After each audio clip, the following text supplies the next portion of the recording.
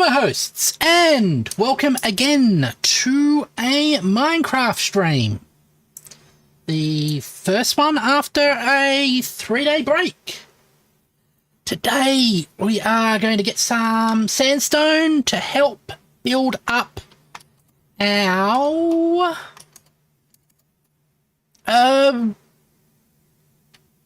ziggurat. So let's get right into that. And right into the zigguratation. Zigguratation? Oh.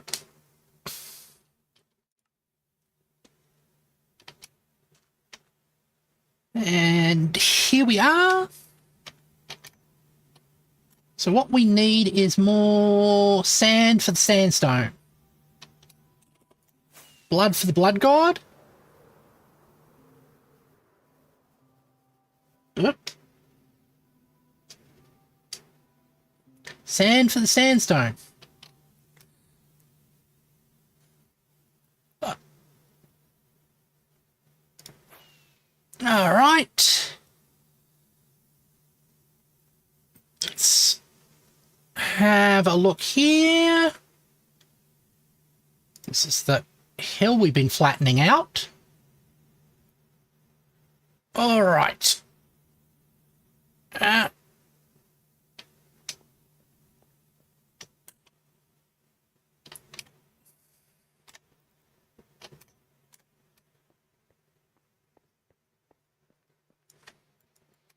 Why am I not hearing anything?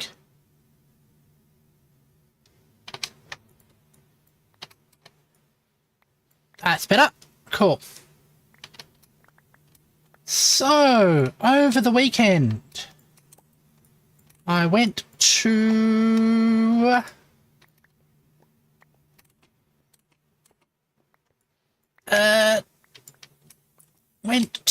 Sydney to visit my family. Lots of them were there. All right. Mostly my direct family and my and my cousins on my mother's side. They were all having wonderful things with their children. It's like a weird path in the place not explored. Not sort of like getting into relationships and children and that type of thing. Was never... Well, that's a bit of a hole. Never good at that side of life. Alright. Also did a lot of wandering around Sydney. And since I've been there last, they've made a lot of changes. One of the most significant is the tram system's been extended, so tram/light rail. And they're basically using it on pedestrianised streets, which seems to be a great mixture. And in fact, I am thinking of, there's a lot of places in my city where I have a lot of pedestrianised streets. And I am thinking of making use of that concept.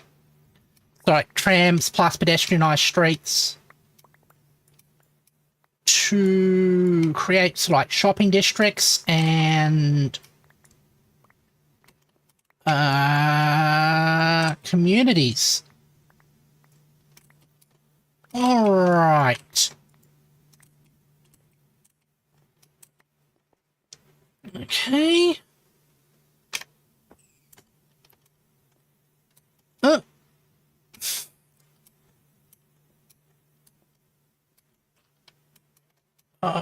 Careful. That was a bit silly of the rabbit.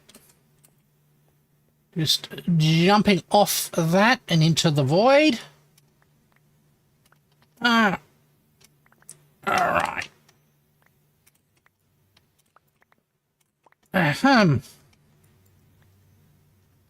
Also be careful not to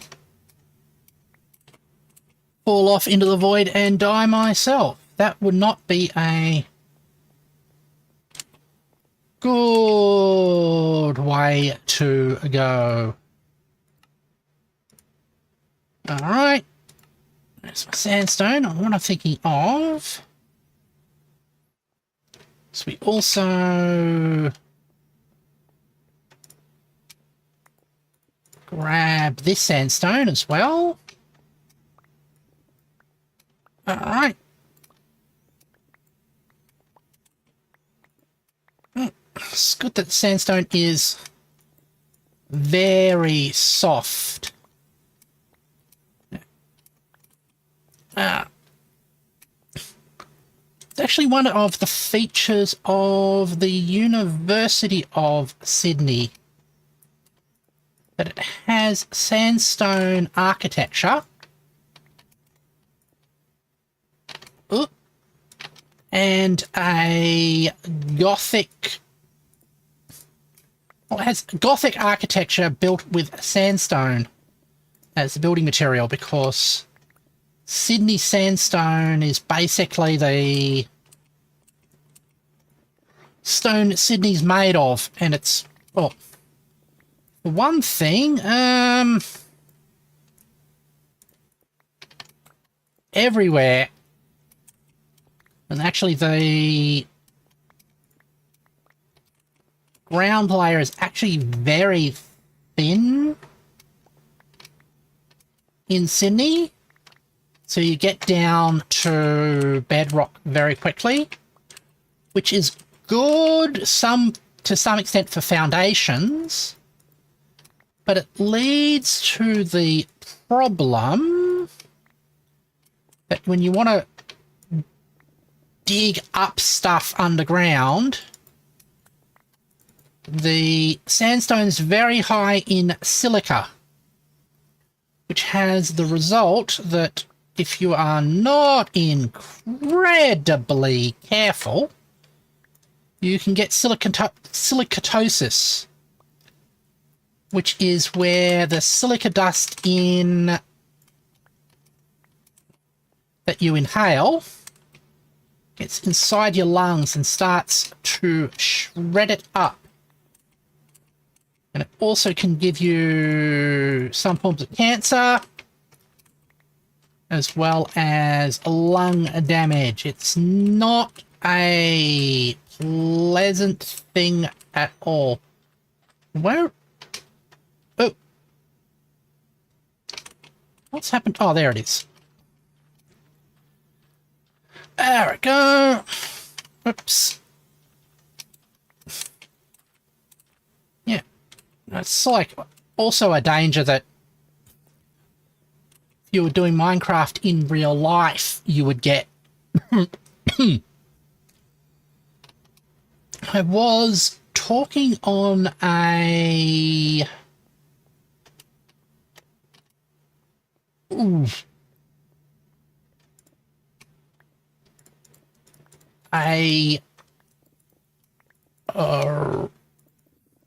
comment section for YouTube about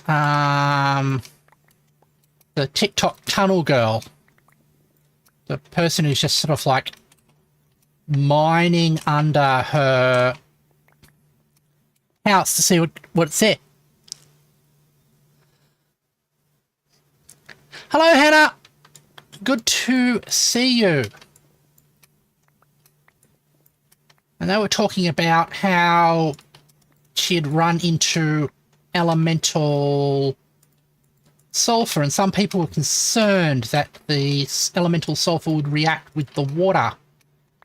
But that's not what elemental sulfur does. It will not react with water. However, if it catches a light, the substances that the oxide gas that it releases will react with water to produce sulfuric acid, which is nasty stuff, and is why elemental sulfur is called brimstone and is associated with hellish places, as well as the fact that elemental sulfur often comes out of volcanoes, which I'm guessing is the other reason why it is so associated with devils. Alright. Yep. In fact, it's because... yeah, but oxygen prefers to be bound up to hydrogen over sulfuric acid, sulfur. So if you combine sulfuric acid with hydrogen sulfate in the right proportions, the hydrogen sulfate will give up its hydrogen to the oxygen and the sulfuric acid and form sulfur and elemental water. Well, elemental sulfur plus water, which is the way they get rid of hydrogen sulfate in the mining, not mining industry, sorry, in the petrochemical industry. And that's usually then reprocessed into sulfuric acid, which is why sulfuric acid's so cheap. So it's basically a waste product of it's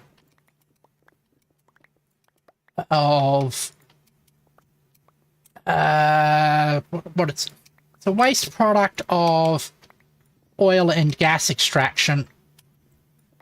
So how have you been, Hannah? I hope you have been well. There we go. I'm just collecting a whole lot of sandstone here. As I said before, I was doing this in real life. I'd have to be using a whole lot of... Well, I have to be using a dust mask for one, because sandstone contains a lot of silica, which is nasty on the lungs. Alright. Select that one. There. Let's go like that. Just got a spare. Oh, I've got a... Oh, find myself a spare box. How about that one? Oh, that's got enough room. Fill up with... Oh, got some sandstone and some sand. Good. I think that's enough for the next bit. Right. Put that away. Collect that. Let's get myself a quick meal. So, grinding up sandstone. Oh. Let's... Oh, wandering trader. Up here?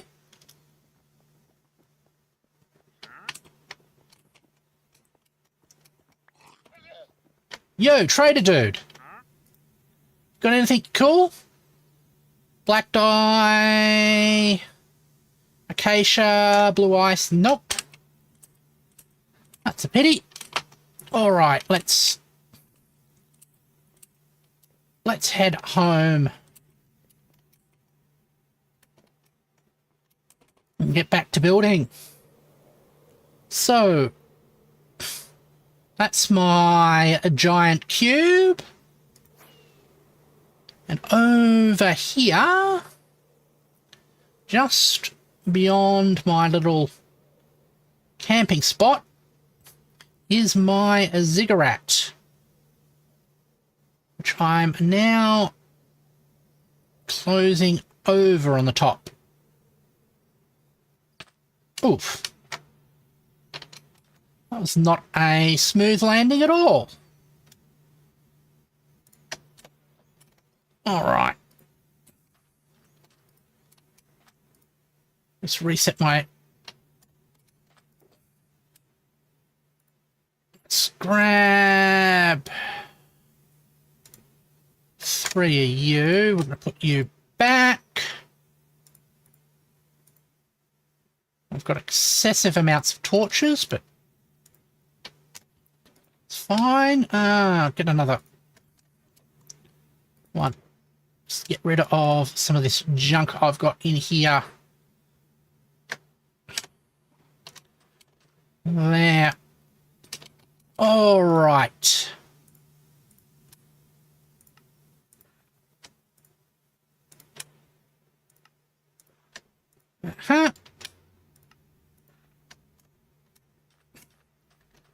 There we go. And we're going to be putting that roof on.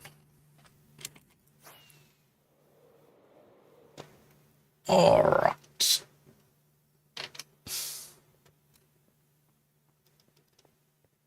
How far have we got? I think we've got over halfway, which would be good. There we go.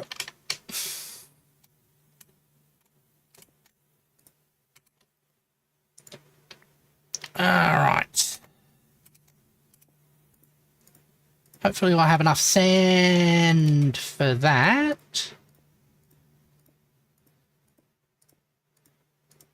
And we're going to have ourselves, I'm guessing, a internal structure for here as well. Perhaps wooden, that would make sense. Ooh. I am actually pondering something terracotta based.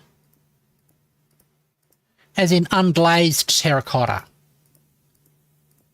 That would make a lot of sense from a sort of design language perspective. Something on the orange, sort of yellowish creamy part of this perspective. So to look like we've got a combination of stone brick, or stone, and mud brick. We can't have a mortar made of bitumen, though, which would be in line with the legends of the Tower of Babel. Although this tower is in no way reaching up to the heavens. And I doubt it's going to... Ooh. I am thinking what we can do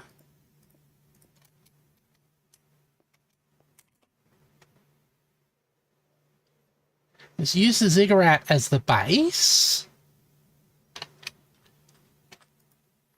Then we construct on top of it a building, and then on top of that building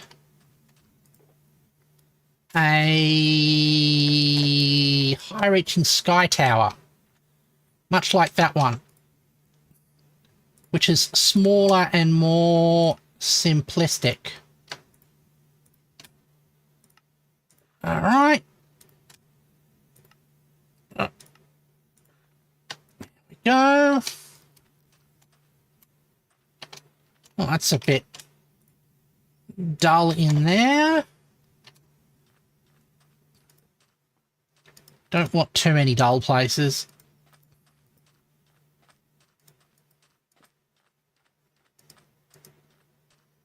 Also wondering, should I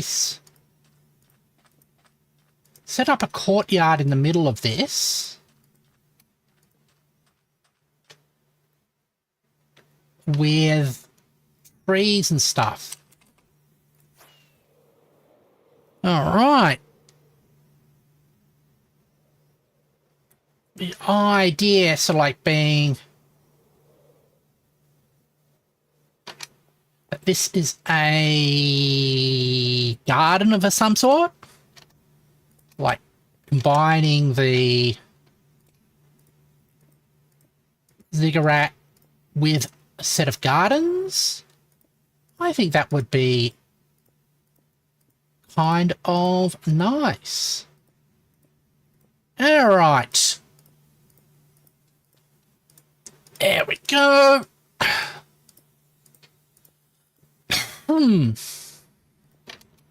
That could come later, I suspect. Problem is, I dislike how dark it's making this underneath. But we'll look into other lighting solutions like torches or something like that, or glowstone. Or having some sort of underground thing. Or even putting some holes in here. And having light. I was going to say light wells. That's not the right word. What do you call mirrors in the roof? Not mirrors. Used to know the word for it.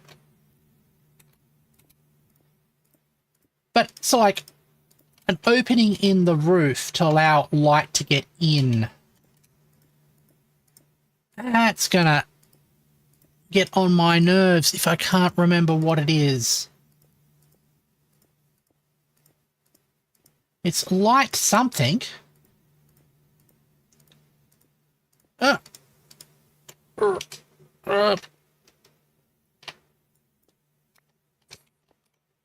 Look it up on the net. Opening in roof to let light in. Name. A skylight, obviously. That's what it is. I might have some skylights in here to help illuminate this area. All right. Because at the moment, it is looking rather dark down there. I might have to grid up the torches so we don't have those dark patches. I'm a little concerned about all the days I missed from streaming, if it's going to damage my momentum, but my other thought is I don't have much momentum. I often stream to 1 or 2 people, which is a pity.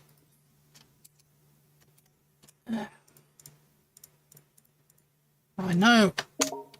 Oh, that was peculiar. I know it is a little tiresome to hear people complaining as I stream, but I do sometimes have to wonder if I am any good at this. My videos don't do especially well, and nor do my streams. But I have sort of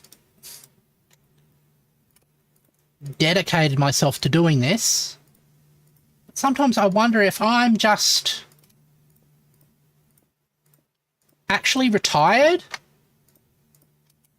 and making life at sort of like a low energy point, and this is just a massive hobby for me. Because as of yet, I haven't made any real money out of this. And in order to push through that boundary, I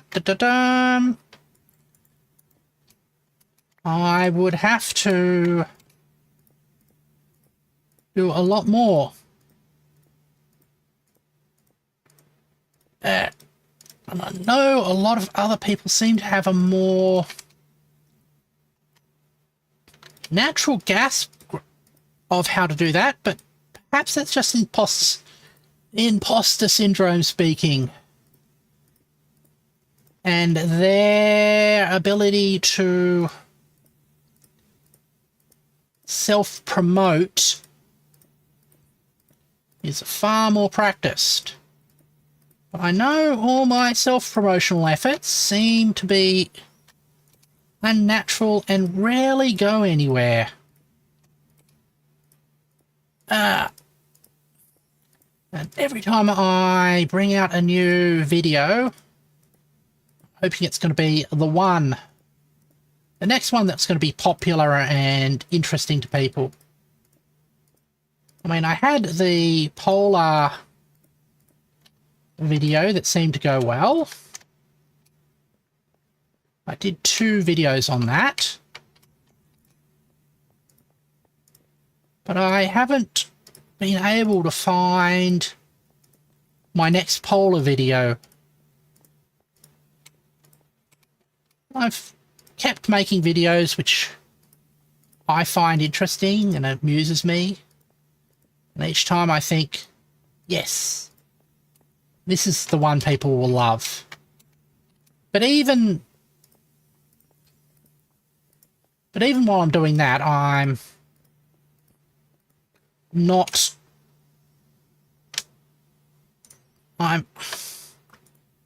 deliberately trying to pander. These are all subjects I love and want to do a video on. But they never do pick up. Alright. Let's get some more torches in here, and we have to make some more ones of them. Notice that this isn't really in the middle. Oh, that's fine.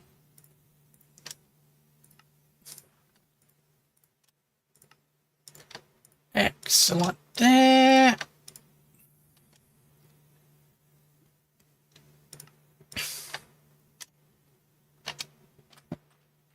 I mean, I do want to basically share my ideas. Have other people listen to me. Because I love my ideas.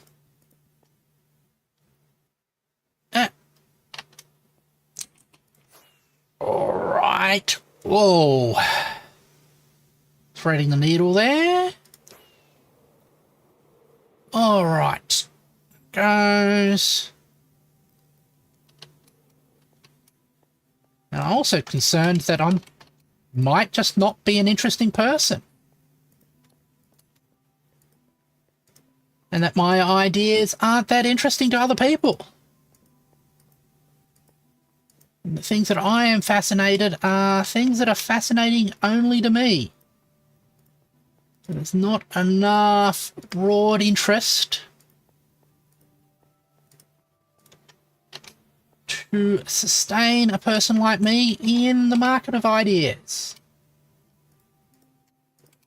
But there's only one way I can figure that out, which is by basically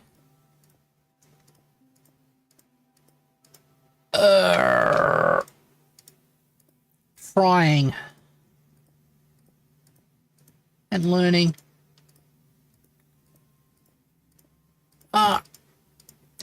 Might have to look. But what is a little concerning is when I look at my old stuff in comparison to my new stuff. I think I am honestly improving and becoming a better video essayist. But that's not reflected in the views. But I'm also feel that I'm taking more time to make them. All right. Which I think's a part of the classic effort trap. All right, there. But I'm going to have to find out how to resolve that. Though while I was away, did get some writing done, which was good. And did pick up another topic, which I think I'm going to have to move quickly on while this topic is still hot. There we go. There's a whole lot of interesting ways I can take that topic. All right. Not just talking directly about the artwork itself, but also talking about preservation and authorial intent and stuff like that. All right. There we go. That one's goes like that.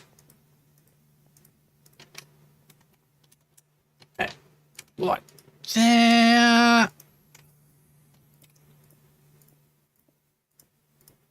We'll continue along here. Capping this off again. All right. That's going good. We have almost fully capped. Then we can, I guess, work on covering the lower side as well. Go. Right. Also, when I was in Sydney, I was able to visit a couple of bookshops. Well, one bookshop in particular. I really should have waited a longer, well, sort of given myself more time in Sydney. I picked up a math textbook and a Japanese book. Always get a little bit I know it's a popular term, but imposter syndroming about math. I mean, do I really enjoy math? Or do I just, like, buy all these books and do all this math stuff because I'm the math guy. And I mean, I wanted to make, and I still do, make this channel about math education. The topic does fascinate me. But every time I encounter other math people, I always feel a bit inadequate around them. Like I'm just bluffing my way through. Okay. Right. We close this off. There we go. Just it's there. Part of it is that I'm somewhat autistic and sort of human charisma does not come naturally to me. Like that. There we go. I often feel like I'm imposing on people when I socialise with them. But partially that's because in social situations I rapidly become over simulated, and it's somewhat unpleasant to me. Although it's a little bit more complicated than that. It's sort of like I understand that's what's happening in the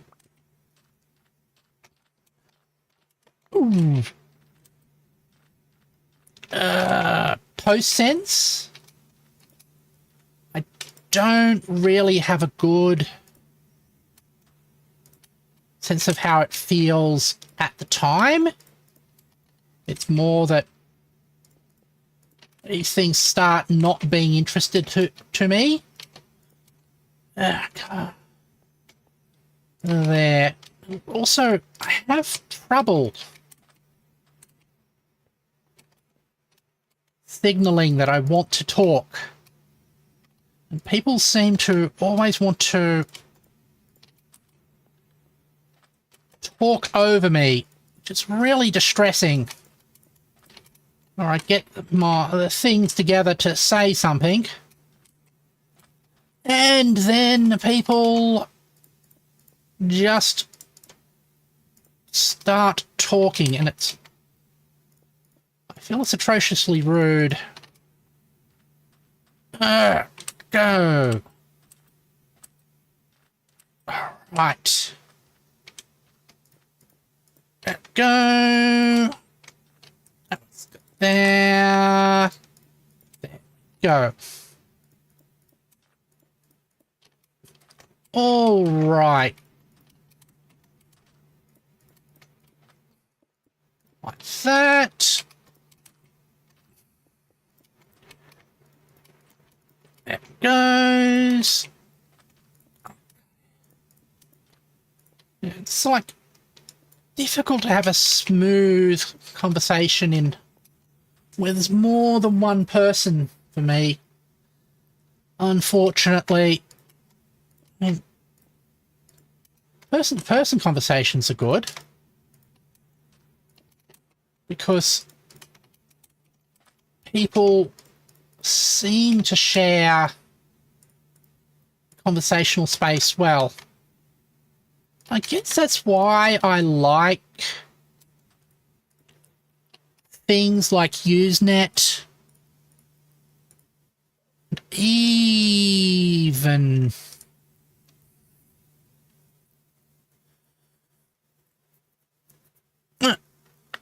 Go there. All right. And even like Twitch and stuff like that. It's when it becomes like a large group and the conversation rapidly shifts, I start to have problems. All right. Go. Go there.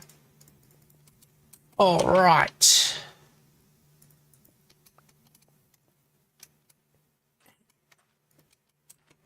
All right, that one, and go there.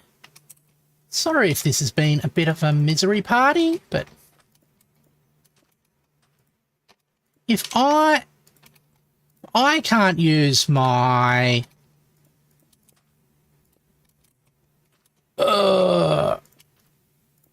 my stream to trauma dump, then whose stream should I be using? Go. Light up there. Continue to light up here as well.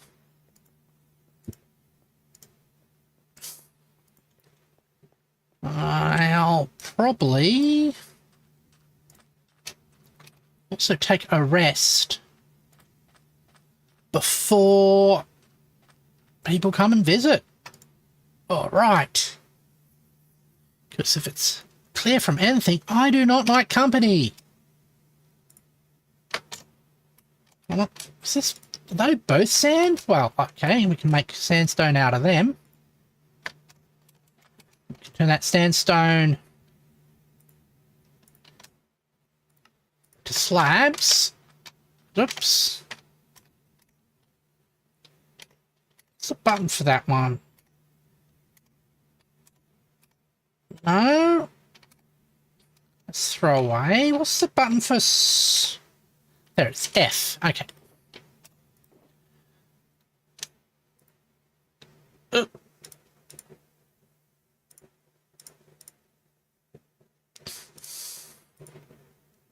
All right. Let's make some more things. All right, there. Go like that. Go like that. Awesome. All right. Now we got... It's interesting. Also watched...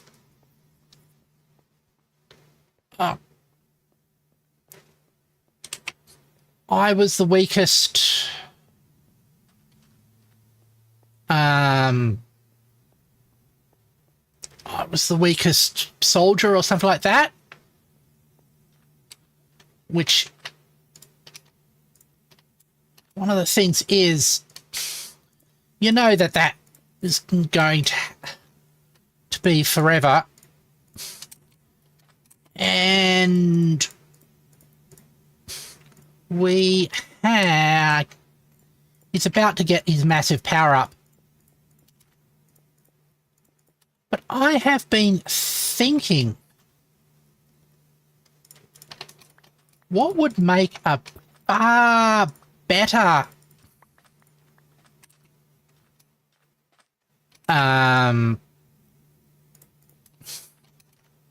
show would be a character who was weak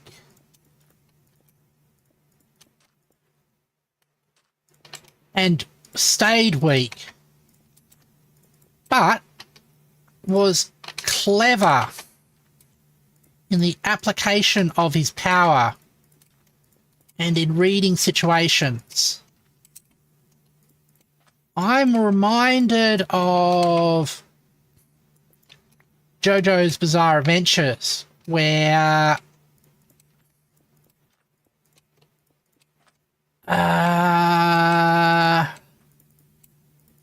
forgot. I'm going to call him Grandpa JoJo. But he had... Well, it wasn't even an ability.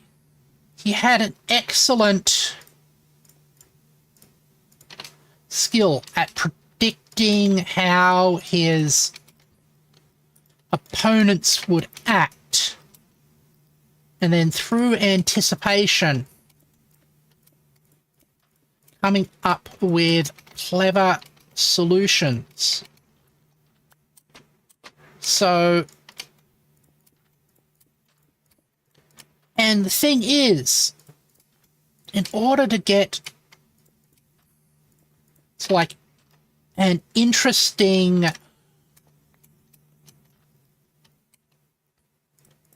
person of that scale, so like how are they going to solve this problem type tension, the character has to be low powered. All right.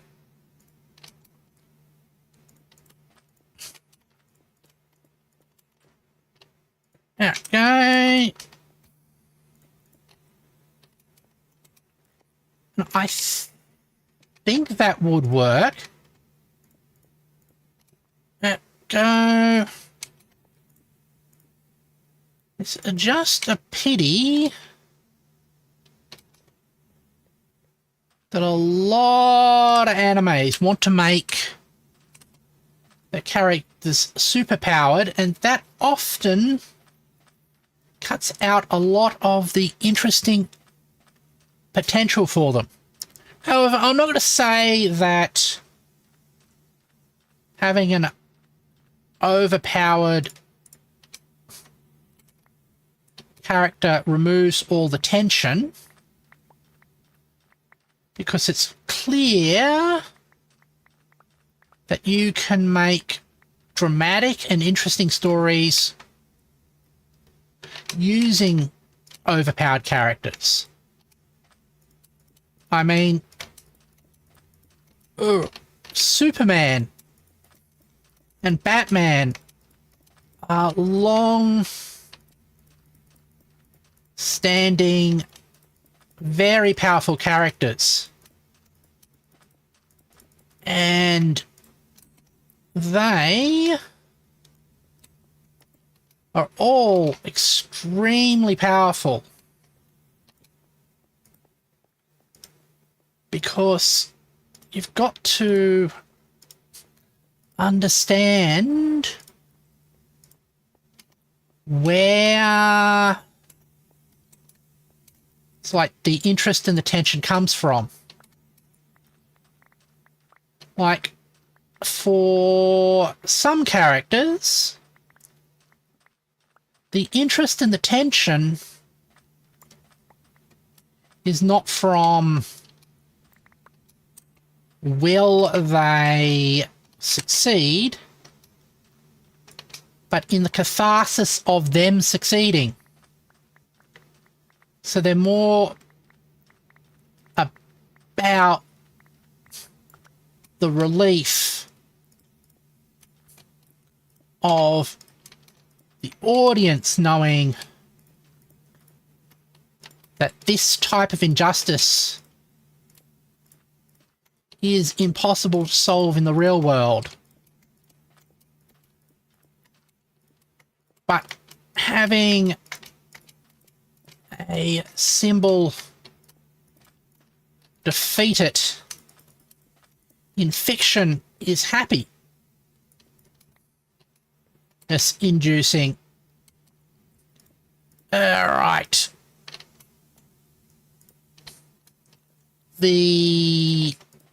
Just thinking that's for Superman. But there are other engagements, just not from catharsis-based ones. For example,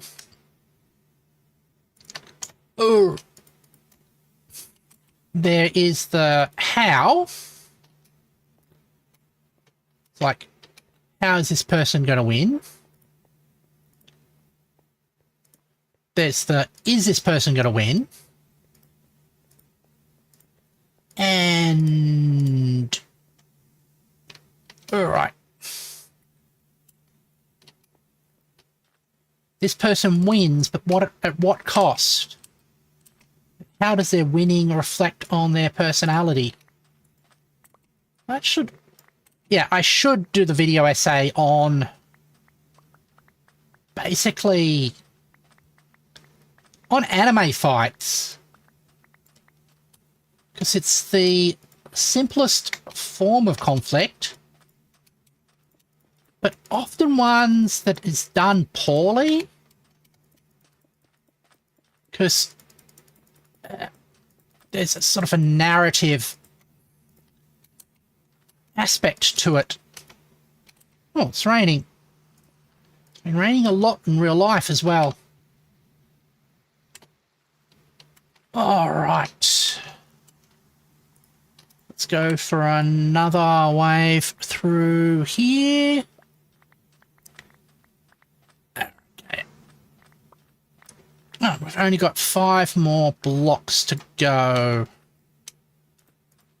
All right. There. Because, yeah, catharsis is one of the ways that an anime fight can be engaging. But there's also spectacle. Like, how does it look? Does it look really good? And, oh, more sand. More sandstone. Yeah, this catharsis. Spectacle. The actual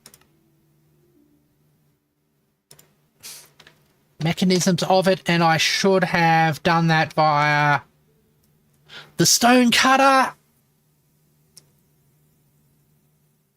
Because it's like, are they going to succeed? Which I personally find the weakest source of tension. Because if you are in any way familiar with the narrative tropes, you know basically, is this person going to succeed or not? It's an inevitable aspect of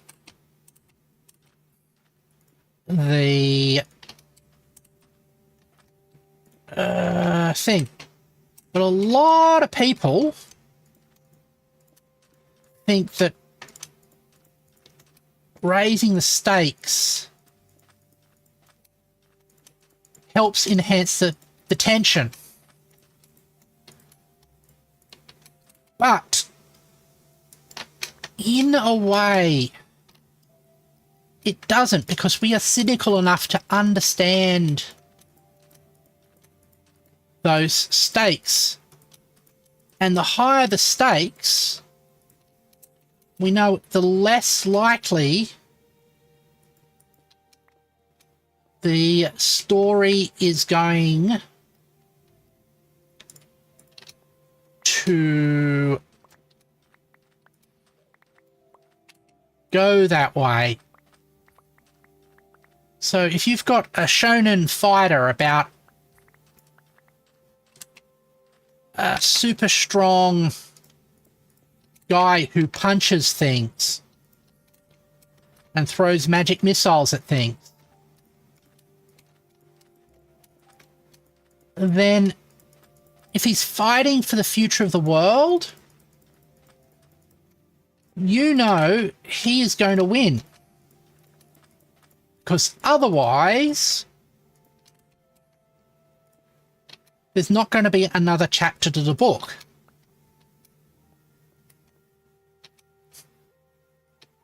But if he's just fighting and there's no consequences of him losing, then the question of him winning or losing is more open. All right. course, the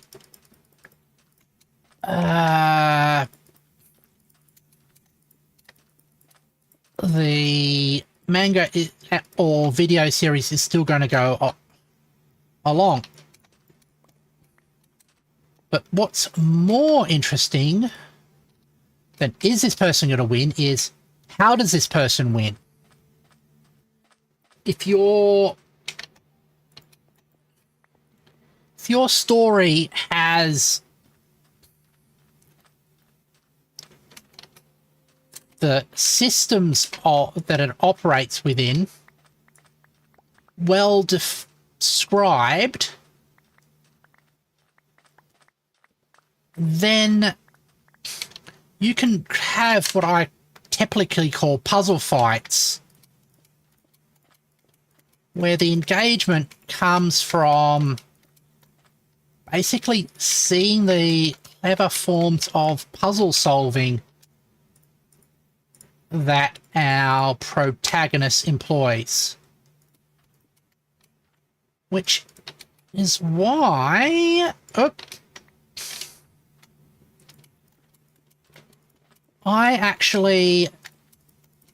Which is why I think the Nanoha...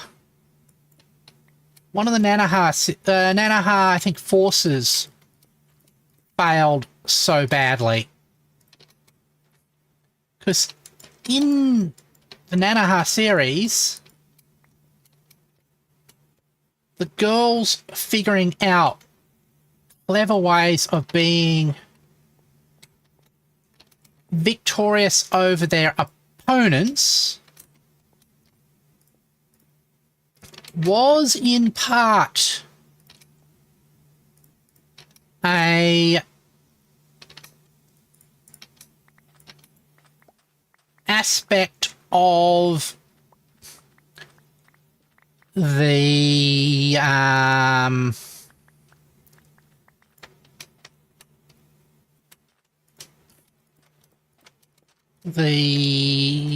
anime. And the girls were pretty consistently rewarded for their problem-solving skills. And there was a scene where they were facing up against a spaceship with anti-magic technology. And they had this brilliant scene where... have I run out of torches? Didn't I put any torches back? Or did I spam too many of them? I might have spammed too many. But, yeah, as I was saying... Oh, we've got some more sand.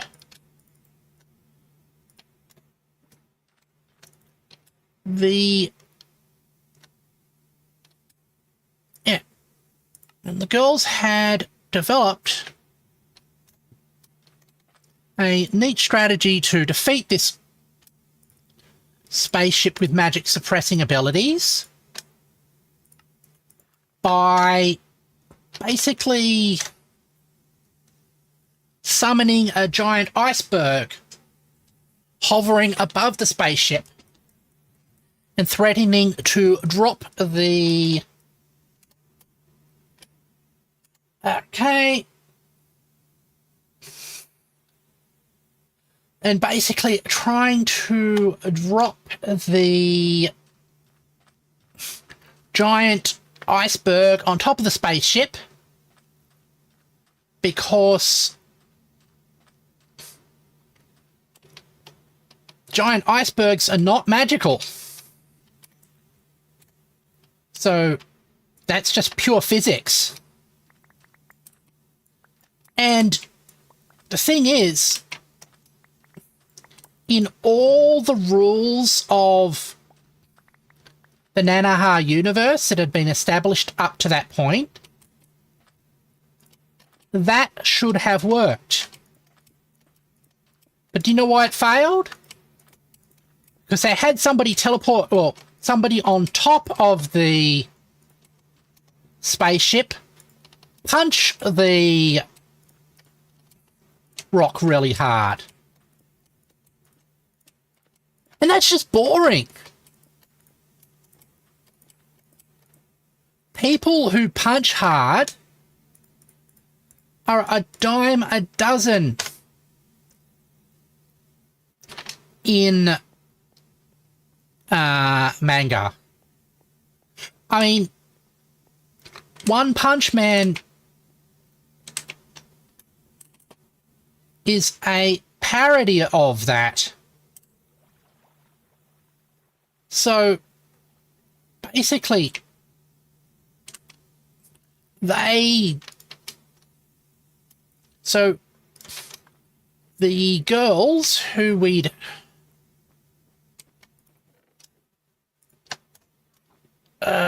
that they'd sort of built up a whole lot of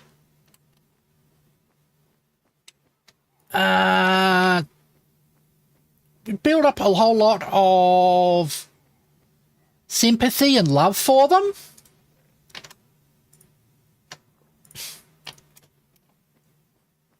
Yet a victory stolen away from them, basically by author edict, which does not feel good. And then we are meant to treat these guys as thing. Most normal Minecraft base. Yep. It is quite a base that I've got going here. Throw these cherry logs in the fire and get some more. Get some. That's what I want. I wanted coal. There we go. Bro, my house was my house was literally a box with a birch house. Meanwhile, bro's living the Jeff Bezos life. Go. Get myself some torches. Throw that back in the sorting system. And I'll head back to the building site that I'm working on. I haven't used these up for storage yet. Still building out the storage system. Well, is it night time? Oh, okay. Yep. All right. And here is my current project just beyond this section here, which is my big-ass ziggurat. So basically building this sort of stepped temple site, a stepped pyramid design.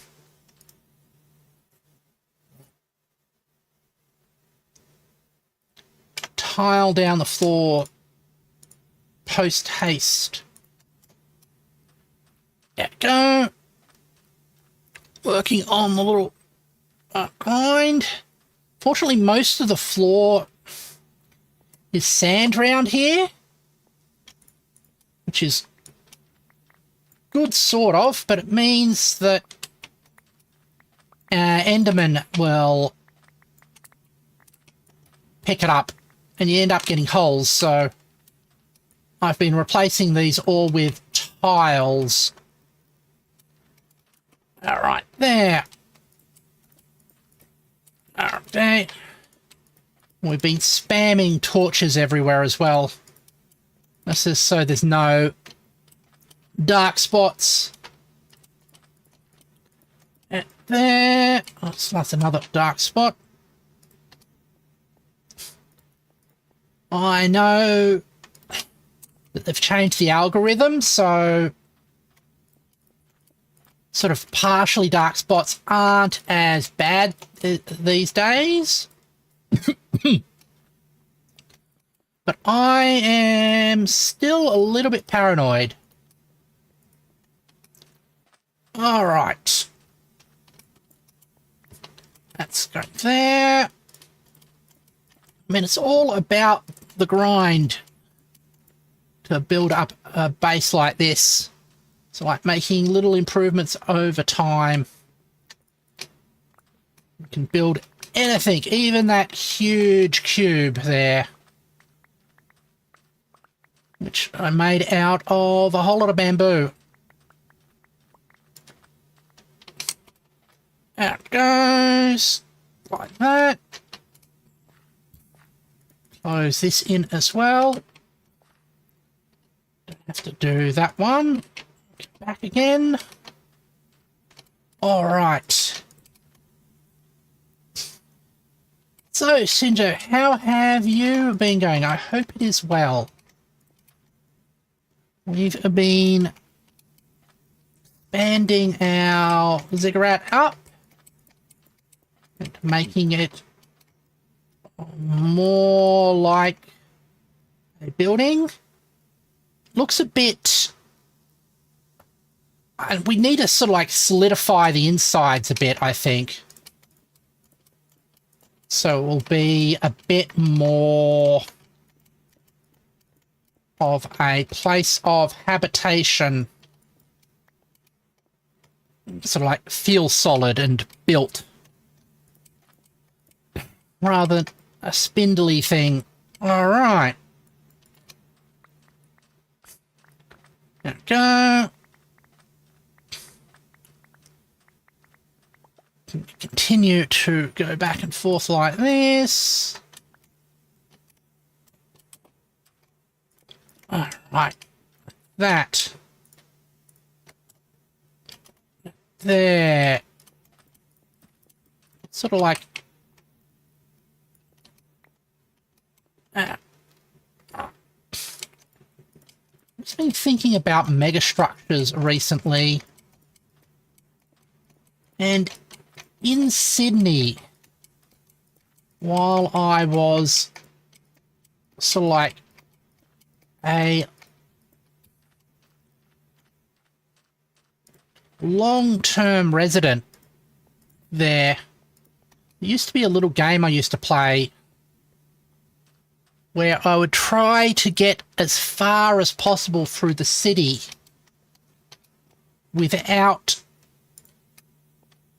coming up to the surface, because a lot of buildings had underground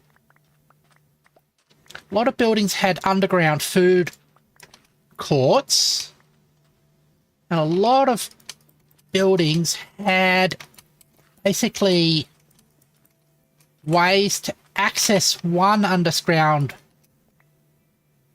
food court from its neighbouring one. So you could travel through the city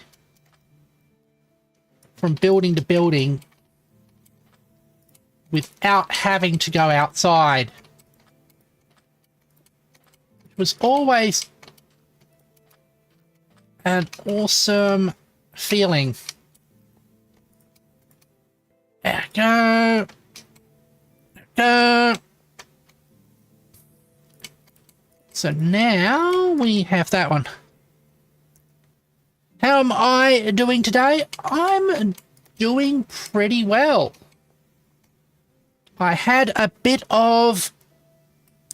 How's the ziggurat going? Really good. We've got the roof on it now. And I'm working on the lowermost floor. Over the weekend, I took a bit of a holiday to visit my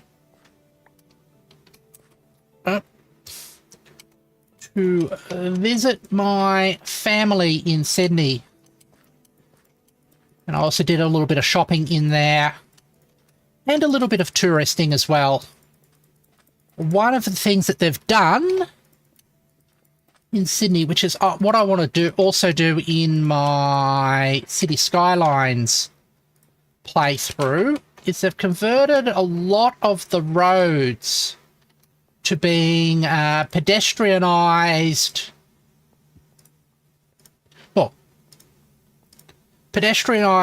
malls with light rail going through them,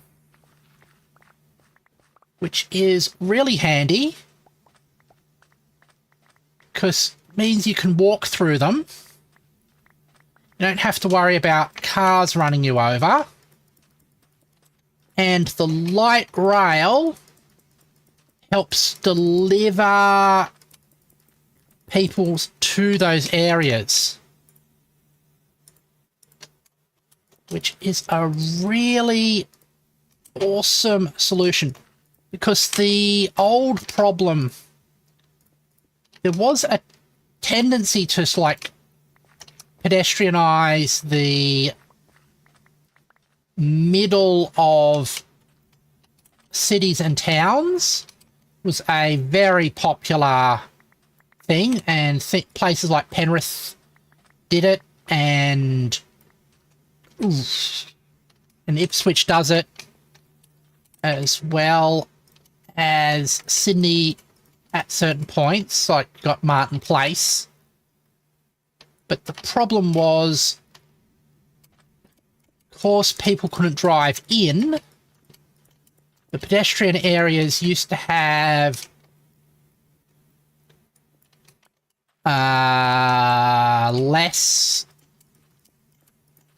they were less accessible by car, so the shops would have problems.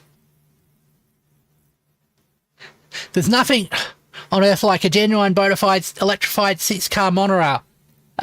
Ah, yes. Sydney used to have a monorail, in fact. And it was one of the least useful bits of public transport ever. In part because it wasn't connected to any other parts of the public transport network and had a whole entire different charging structure. But the light rail, on the other hand, which are basically trams, are completely integrated into the rest of the public transport and basically act as bridges between the rail network and walking. And I honestly think it's not getting up to the whole 12-minute cities thing that people are aiming for. But it is it is an approach that is approximating that in a way.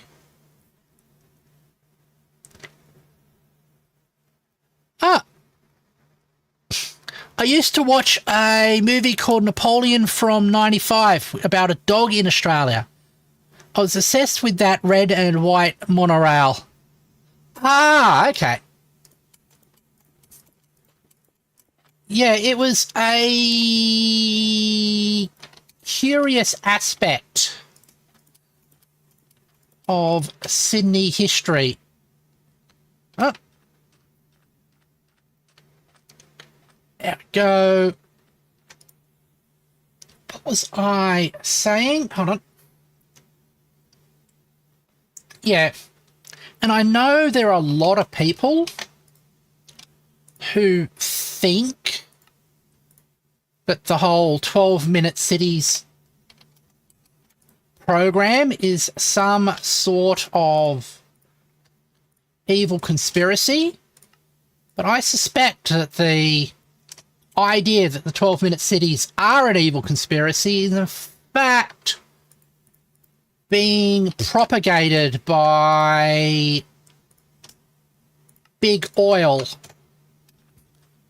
and petroleum cars in order to make sure that their cars get sold. Because if people don't get a choice about... If everybody is forced to use cars and doesn't have a choice to walk or use other means of transport, then they make a lot of money. There we go. At there. Like that. All right.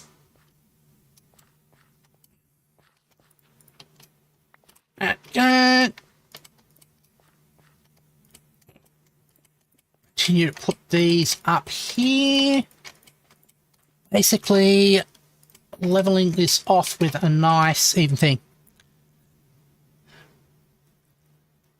I just don't like the fact they make it harder to have a car in certain parts of the city. How am I supposed to get out to the country, my own volition, at my own time?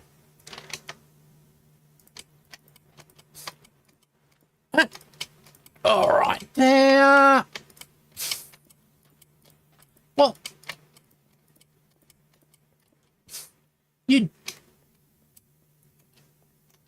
most of the thing is about giving you the options of not using the car for most of your day-to-day activities. I like the convenience of walking more, but honestly unsure of the 12 minutes. Well, the 12-minute city is that it's the idea that the design of cities should ensure that everything you would commonly need is within 12 minutes walk. It's not there to prevent you from using cars for much longer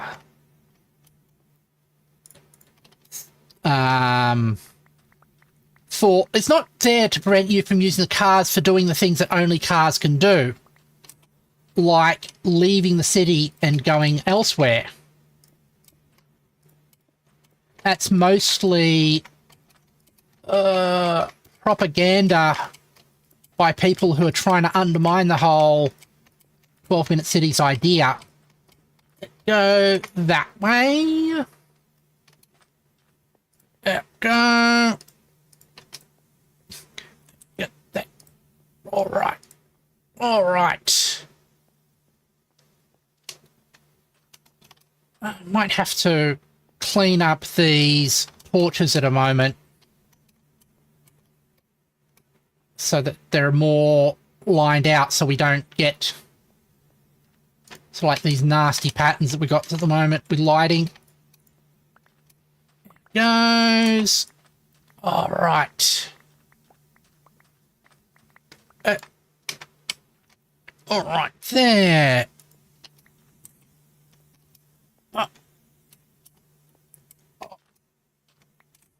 Go like this, and we'll continue to put in these things. That goes like that. So not entirely I have one video currently recorded which I'm editing, but I took a delay from continuing to edit that to work on writing a script for my next video. Basically writing while I was hot and inspired. And that one's going to be about an anime that I really love. And basically some efforts to preserve it. Along that, probably going to cover ideas of authorial intent. And like that. All right. It goes. All right. Got another level to go here. We continue to basically remove the sand. Getting ourselves out.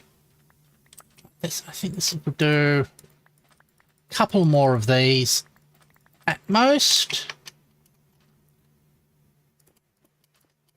Go. All anti-Enderman protection. It's said before, the Enderman and the Creeper are the true enemies of Minecraft, because in a game about building, they are the ones that can undo your efforts. I've noticed that. Let go. Not Herodine. They've removed Herodine.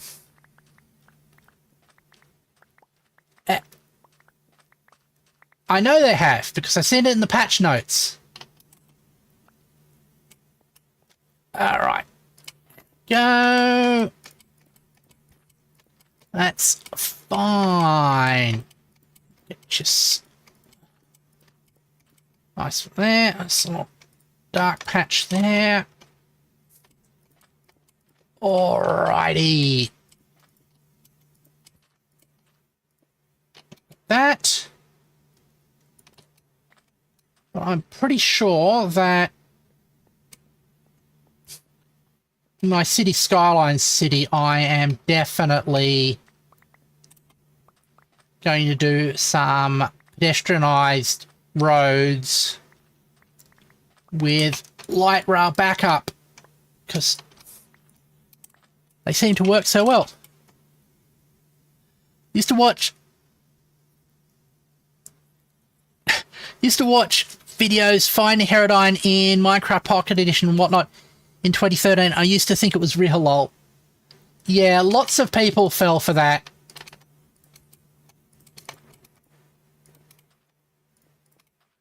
I mean, some of it was obvious, was done as sort of like pranks and... Oh. Talking about Enderman, there's one creeping around over there. Yeah. Although, sometimes I'm upset where people seem to make videos out there deliberately to mislead people, because they just want the clicks and they don't care if they get those clicks by lying. I've always tried to be the most accurate that I can. All right, there we go. Like that. Right, there's a lot of the sort of like Minecraft escape challenges where everything has been completely set up. It's not just Minecraft. I know people do the same thing with Rust gameplay as well. Hello?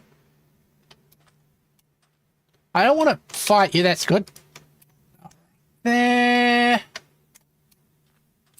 Alright. Let's get some more sandstone. I'm wondering what the proportions of these are. As in, how much sand removed? Can you... Yeah, good. And replacing them with tiles. Am I making a net increase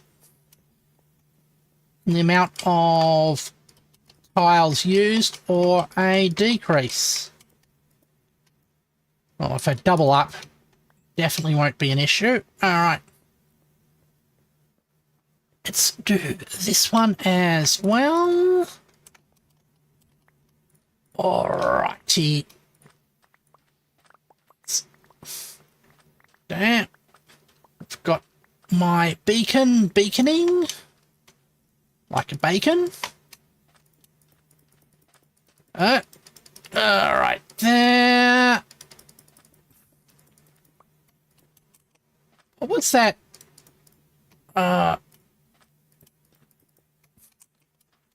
What was it? The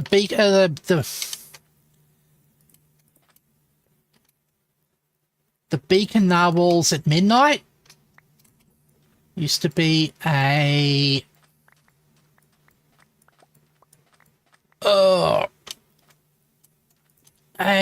Reddit sort of catchphrase.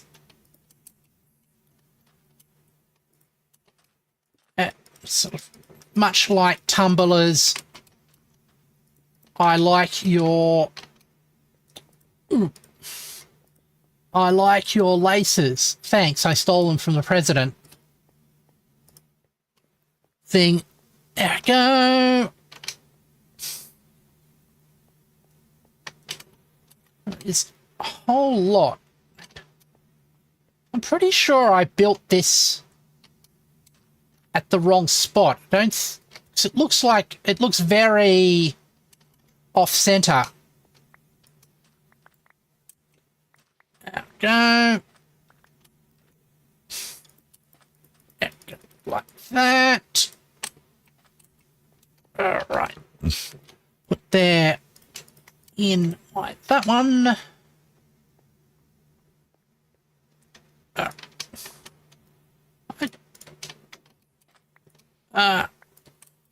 All right.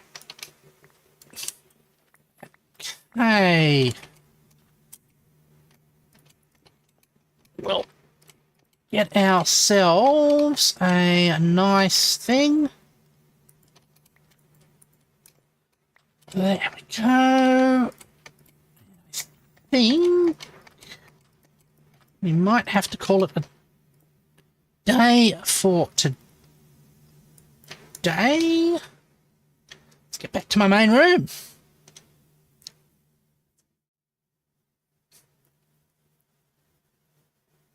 Thank you, everybody, for joining me as I played Minecraft. Tomorrow we'll be doing a little bit more Factorio. I'm not exactly sure where we are. I think we're going to be working on fixing the display logic, as well as building out our